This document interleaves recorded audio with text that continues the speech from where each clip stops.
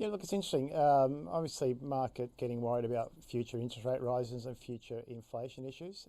One thing I watch closely is the 10-year bond rate in both the US and Australia. And focusing on Australia, it had fallen from a high of around 4% to slightly below 3%. Now it's back up to 3.5%. So that's weighing on the market. And similarly for the US, it's at 3%.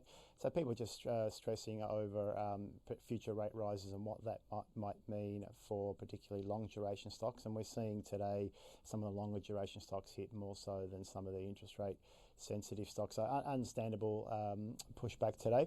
The whole reporting season, though, I think so far on balance has been reasonably positive. I think the latest stat before today was the beats versus the misses was 3-2, with about small beat on average across the market. So reporting season hasn't been too bad before today, with still a week to go. And as we know, although by 50% market cap is reported, but by number, there's still a lot to go in the next 7 days.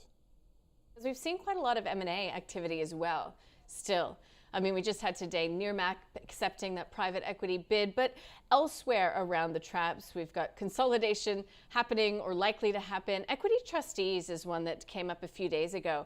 Looks like it will be buying a corporate trustee business off of Insignia Financial, so the old IOOF. What do you know about that company and whether it's a good purchase or not? Sure. So it seems to be a smaller version of Equity Trustees of about just under 7 billion in funds under management and administration. Australian Equity Trustees has around, I think, 140 mil. Also 148, 149 billion they reported today. So a good bolt-on.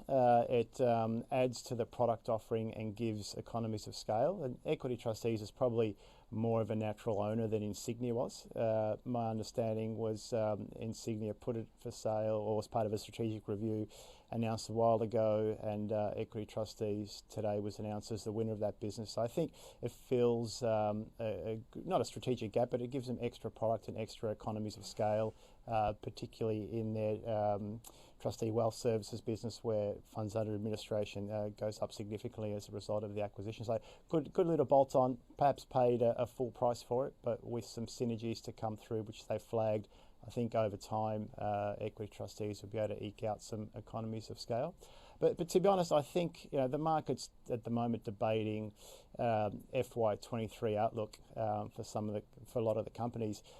Not sure if a lot of focus, a lot of attention is being paid to acquisitions that companies can make. So, this is a good example of, there's the organic growth that companies have been delivering over time, but with not going ex-growth, but with input cost rises, the argument for M&A perhaps becomes stronger, and more acquisitions will probably be justified on the basis of economies of scale offsetting some of the input cost increases. So I think this one makes sense, and I think we'll see more M&A in the coming weeks. Is it a buy, do you think, Equity Trustees, EQT? Numbers on review, but I have it as a buy at the moment with a $37 price target. Revenue was in line with our forecasts. NPAT was about 6% below. Like everyone, they've experienced input cost increases. Staff costs have gone up. IT costs have gone up. The acquisition makes strategic sense. In a multiple sense, they probably paid about 9 or 10 times EBITDA post synergies, which is where Equity Trustees was trading in itself. So let's say it paid fair value post synergies. But I think over time, at the raised price of $24, yes, we definitely think it's a buy at that price. Got it. Anything else you're in the mood to buy right now?